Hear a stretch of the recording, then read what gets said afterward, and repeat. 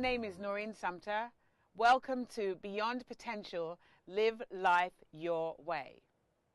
Trust, that little thing that we're all afraid to do. Conversations that you hear walking around the streets, your job, your house, everywhere. I don't trust anyone. How can you not trust anyone? It is one of the most difficult things to do, to live your life where you don't trust anyone. I trust the universe. I trust myself. I trust myself, which allows me to trust the universe, which in turn allows me to trust you. When I trust me, I am able to make choices. When I make a choice to trust you, is because I'm trusting me, trusting you. If I am not trusting me, if I don't trust me at all, I can't trust you. How is that possible, to walk around the planet not trusting anyone? If we really check in, you'll find that who you're not trusting is yourself. If you ask me to do something, first and foremost, I'm going to have to trust myself. That when somebody asks us or comes up to us with a question, a conversation that we don't feel good about, that little voice inside us says, don't trust that person. But you have to be able to be willing to trust that you trust your inner voice. It's like a lot of trusting. Trusting is your internal conversation that becomes your external conversation. Like when we're children, we trust everyone. We trust everything. But as we grow older, we have experiences, not only with our parents telling us not to trust anybody, don't talk to that person. We also have experiences where things happen to us and then we choose not to trust that person or trust anyone again. But furthermore, it's trusting ourselves, where we say, I made a mistake and trusted that person.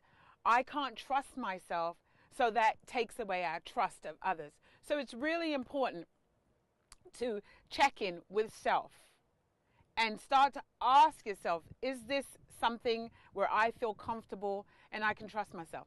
Now, how my intuition and my universal trust, universal God self speaks to me is like, if I am doing something, or if I'm going somewhere, or I'm experiencing a person and I am not present, then all manner of things can happen because I'm not tuning in, I'm not checking in with myself, right? But when I'm tuned in and checked in with myself, my universal voice, that universal experience comes out. It says to me, and I have a world of stories that I'm going to give an example of a story that happened to me. My mother, my sister, and I went to Italy, right? And honestly, I really didn't want my mother to come with us because I wanted to go hang out with my sister and have a really good time. And I just thought my mother would slow us down and she's not going to want to do the things that we wanted to do. And we wanted to just like free flow, right? My mother's not your free flowing type of person. Plus also, I think my mother was in early stages of the Alzheimer's. So we go to Italy, and every morning we'd leave the hotel, and never once did I take the address, right, of where we were staying. I just knew we were staying at a Holiday Inn, and so we'd get on the bus outside of the Holiday Inn, and we would go into town and run around town all day with my mother complaining. And the funniest things, we went to the Colosseum, right? So we're at the Colosseum, and we're, you know, if you've ever seen the Colosseum or visit the Colosseum, it does look like a dilapidated, abandoned type environment. So I said to my mother, Ma, what do you think of the Colosseum? She says, this, my mother's West Indian, this piece of rubbish. She said, the places are mash up. They need to brock it down and they need to build houses for the people. I nearly died. I said, but Ma, it's the Colosseum. It's thousands and thousands of years old. It's where history was made. She went, it's rubbish, right? So my mother was really, this was the whole trip with my mother. Everything in Italy was broken down as far as she was concerned. Clearly, she's not a history person. So what happened was that we'd spent the day out, And we're on the way back, and we'd been running for the bus. Now, imagine running with an older woman that is on early stage Alzheimer's, trying to get a bus in Italy. No joke. It's not funny. So we get to the bus stop, we get on the bus, finally we make it. But somehow it just seemed is in Italy when it struck whatever time it was. I'm going to say it's 12 o'clock and the buses are no longer supposed to be running anymore. It seemed as though this bus driver just said, to hell with it, everybody off the bus. Off the bus. So we got off the bus and we're like, well, is there another bus coming? No. How do we get a taxi? Don't know. You have to go into these little kiosks. I don't know if things have changed. I hope so.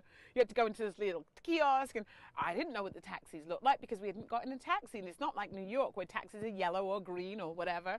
And there was no little sign where there was nothing. We're walking down the street, sort of going in a direction. And I'm trying to rack my brain.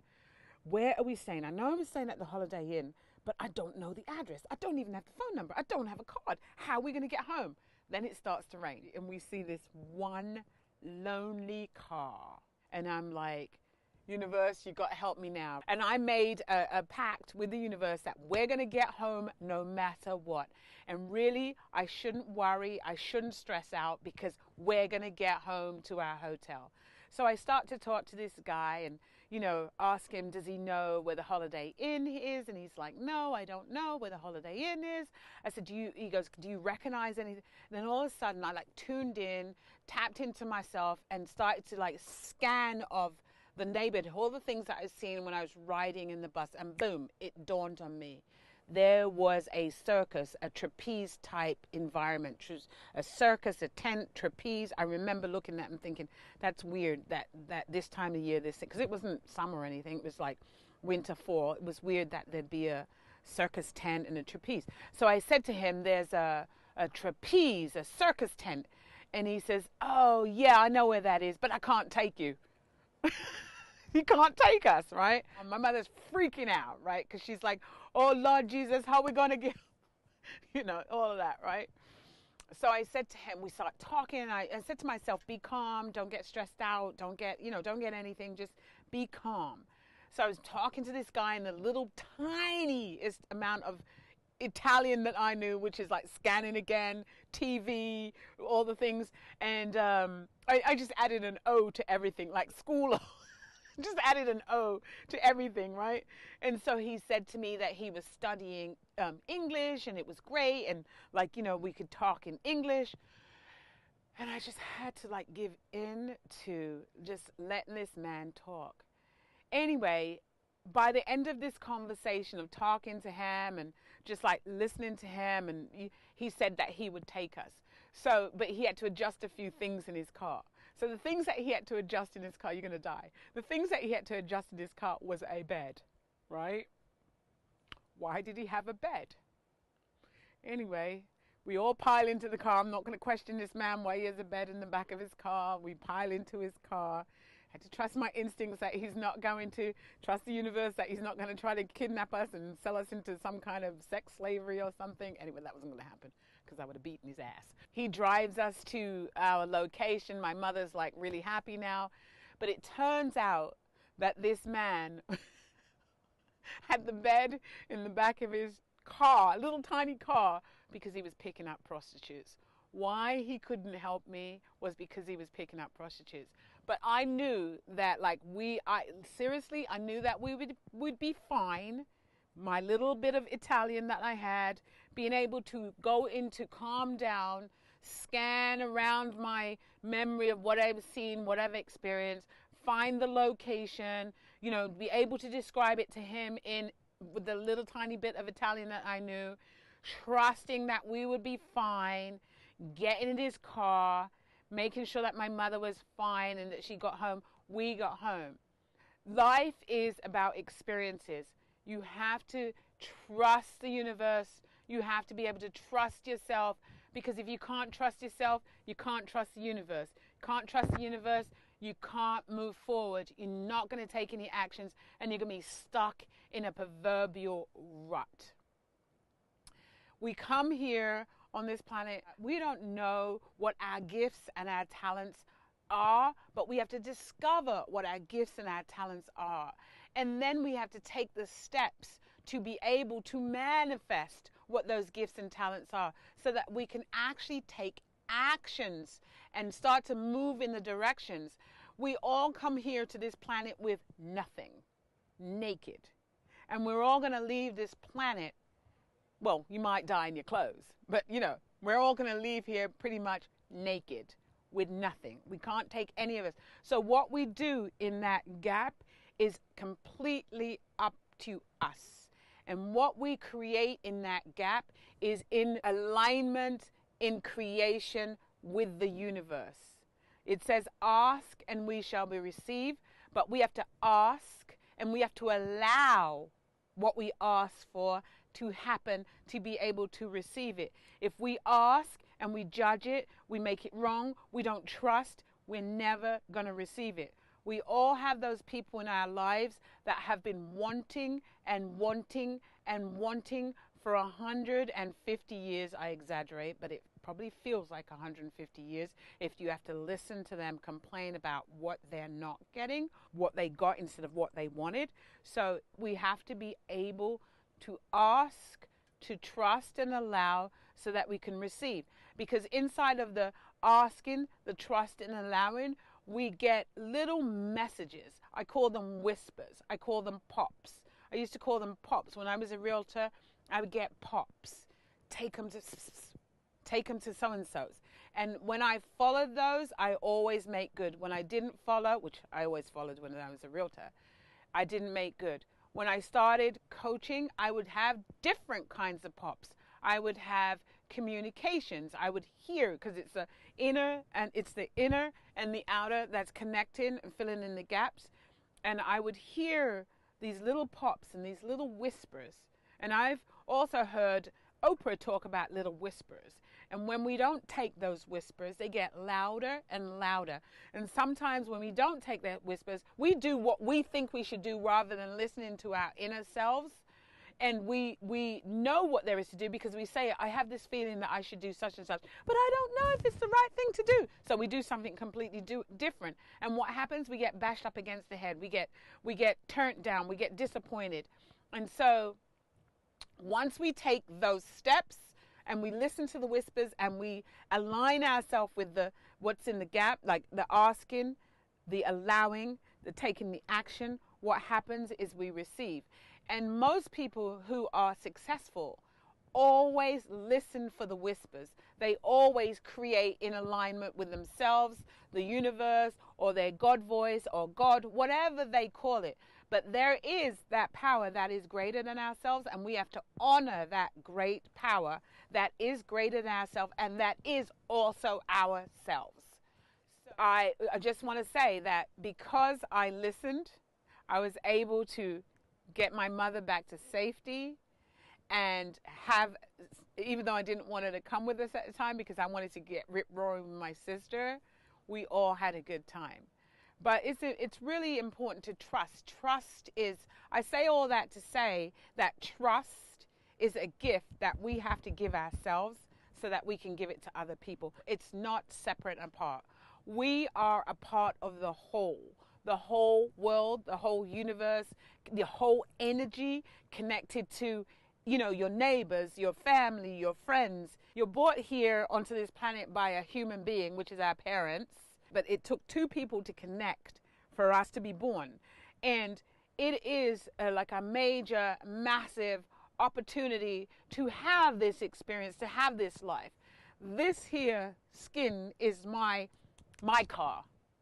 And if your being, your skin, your body is your car, like I never really thought about this until this moment, but what kind of car would like to be? So the kind of car that I would like to be is a car that is convertible, not a convertible, a car that is convertible, a car that can convert from to being a nippy car, like one of the little smart cars that I can park it anywhere, or to being a luxury a Daimler, Rolls Royce, or a Maybach, one of those. Like when I have those Maybach moments, right? I'm luxurious, I'm wonderful, and I'm prestigious. And then I would like to be able to be a Jeep or one of those cars that you can drive over rough terrain. And that is what we are as with our bodies.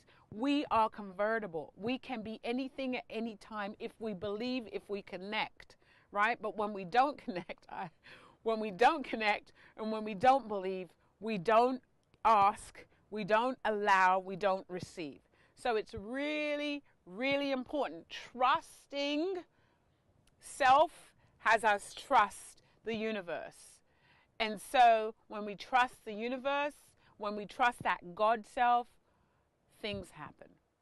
I believe in a God in the universe and that it makes me whole, and I am connected to all of it, and I'm connected to the energy, which is every human being on this planet. And the only thing that makes me different is this skin bag that I'm walking in. But get rid of my skin bag and get rid of all our skin bags and come together. We are just energy. So that's what I wanted to say today. I hope that my conversation on trust will make a difference for you today. And if you have any concerns, or if you have any questions, or if you don't agree, but you'd like to have a conversation with me, you can reach me at NoreenSumpterCoach.com. Or you can call me at 917-945-5907.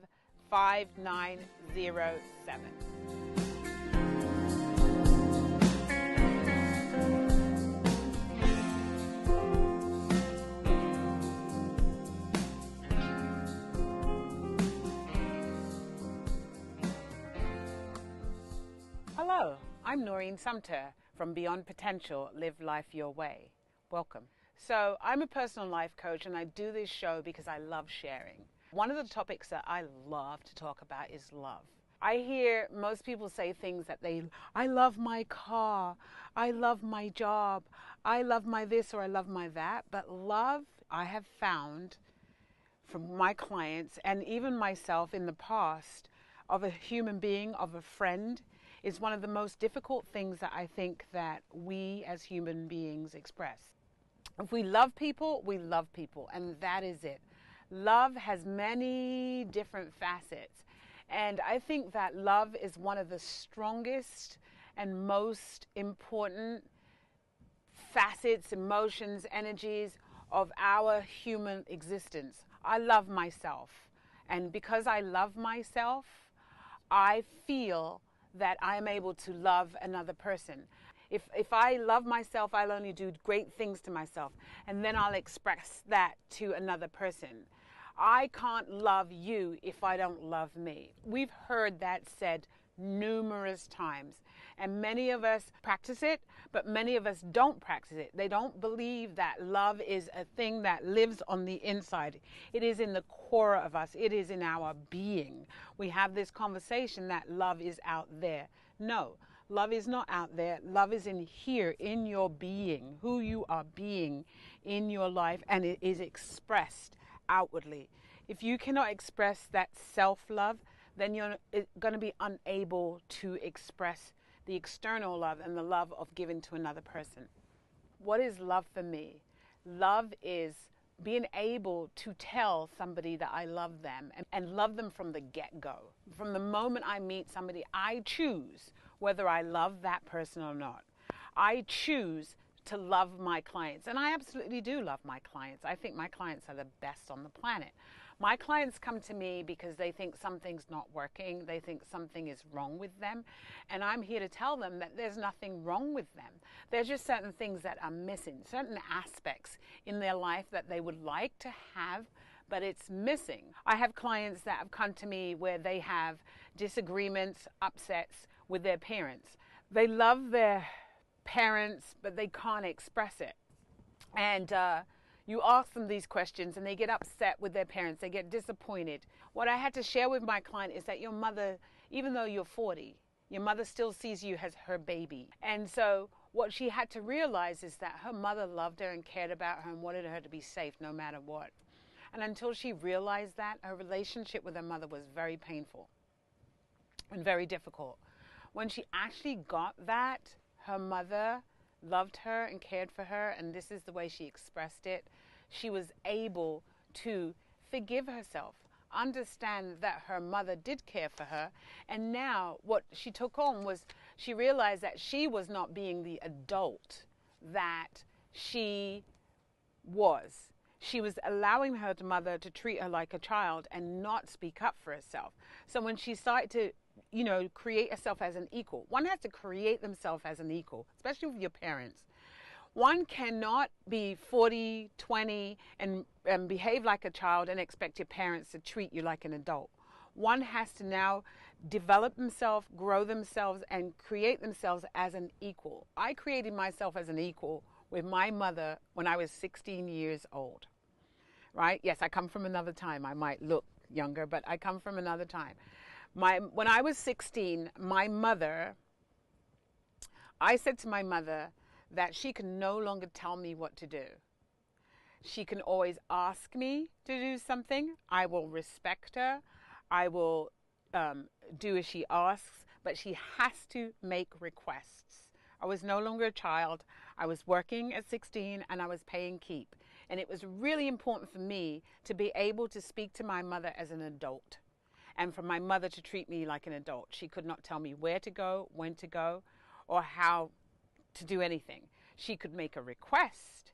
And when I asked this of my mother, I don't know what I would have done if she'd have said no, actually. I really don't. But when I spoke to my mother about this, she said yes. And I can tell you from that moment on, my mother and I's relationship expanded in such a way that we became friends. And my mother said to me when I was in my 30s, and this is like really emotional, a 30-year-old woman having my mother thank me for contributing to her was awesome. I thought that, my mother is the mother, I'm the child, and we would be friends, but I never thought we would be that kind of an equal where she would actually thank me for contributing to her life. It's our responsibility to grow ourselves up so that we can be equals with our parents. Those are the basic foundations, and if we can't be equals with our parents, we won't be equal with anyone. Love of, for me, a husband. It could be a boyfriend. For other individuals, it could be same-sex love. It's still love. I got married at 20, and I was completely, absolutely besotted, which means in love to the point of nauseum with my with my husband. I was married to my husband for 12 years, and I got divorced. Now, we always think of you marry somebody, you're going to stay with them for the rest of your life, right? And your rest of your life is when? Now.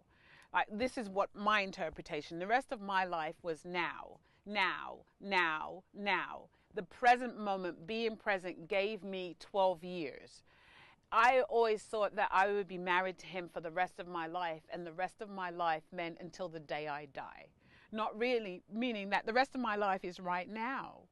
And now, and God willing, I'll get another now. Because, life is something that can be cut off in a moment. The completion of that marriage just dissolved the paper part for me.